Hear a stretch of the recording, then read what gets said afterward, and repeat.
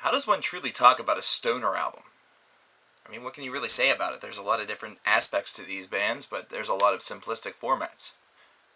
We kind of have to tackle that idea today because we're going to be talking about Red Fang's new album entitled Whales and Leeches, which just came out. Now, I remember a couple of years ago going to the Mayhem Festival with a couple of friends, and with not a lot of expectations in mind. It was kind of just a thing to do. And I remember seeing this band named Red Fang on the stage early in the day and thinking to myself, man, I really like their sound. I really like their crunch. Their vibe is definitely very, very good. It almost felt like I was talking differently than I typically did, almost as though I was going to some sort of stoner Grateful Dead show, only this was with a lot more metal infused and with a lot more of just pure crunch to it. And I really liked what I heard, so I picked up Murder the Mountain, and I do believe I reviewed it as well.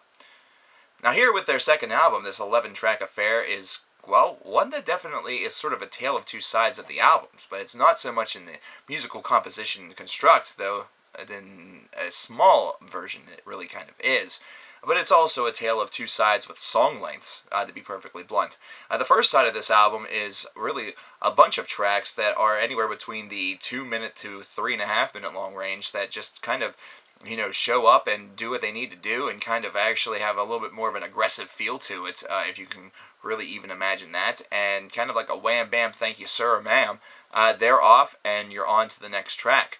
Really, whenever you consider it, whenever you take a look at the track listing, the very first 6 songs on this album probably span no longer than about 20 minutes, and then you realize that you have, well, another 20 minutes to go for the final couple of cuts on the album. Whenever you get to Dawn Rising and you start to see that this one is definitely pushing the boundaries of what you've heard before, whenever you see it get past and creep past that 3.5-minute mark, then you know that you're in the long haul, and you can kind of tell by the composition.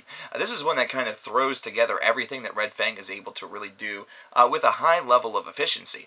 They're able to really construct very, very jam-oriented songs that have a lot of purpose to them, not to mention that have a lot of life that is kind of embroidered within. It doesn't exactly feel as though these were constructed while sitting on couches, slowly taking in the essence of bong water. No, instead this is something where the riffs definitely sludge on along with the music, not to mention the tone of this piece can easily go from being kind of slow and more melodic, kind of a little bit more character-driven, if you really want to go with that analogy, and then getting into a little bit more of the heaviness, a little bit more of the rock and metal that you can hear from some of their other tracks. Now, whenever you get into tracks like Failure and 1516, that starts to become almost the tone and the theme for the second part of the album. In fact, whenever you think about it, Whales and Leeches, something very small like a leech, something so massive like a whale. It's almost a perfect metaphor for the two sides of the album. The first side could easily be the leech, and the second side could be the whale if you're going just based on girth. If you want to go by what each animal represents and, what they devour or anything like that, you can make whatever metaphor you truly want. Every little twist is a great, great finisher for this album. At 4:44 in length, this is definitely one that kind of bridges the gap between the longitude of Dawn Rising and I guess the latitude of the opening numbers such as Doan and Blood Like Cream and No Hope that kind of barely push the 3-minute envelope.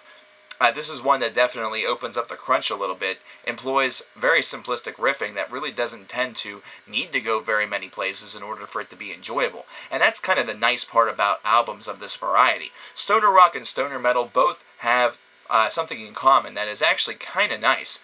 They don't have to do too much in order to really showcase that they do have some skill, but also it's in the hypnotics that really is what's able to bring you back in and really keep you immersed into the album that you're listening to.